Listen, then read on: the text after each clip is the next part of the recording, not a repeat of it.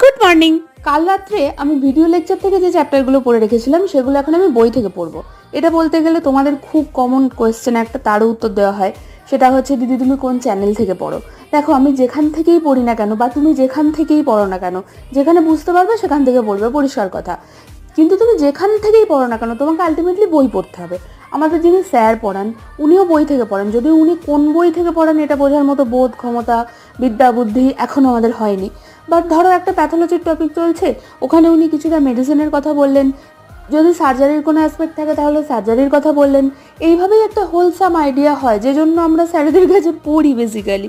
ঠিক আছে, মানে ওনারা ওনাদের কিছু সেখানে আমাদের মেডিসিনের মানে প্র্যাকটিস অফ মেডিসিন বাদ দিয়েও যেটা আমাদের আসল মেডিসিন, ম্যাটেরিয়া মেডিকা, সেটার কথাও এলো। মানে এইরকম একটা হোলসাম আইডিয়া হয় আর কি।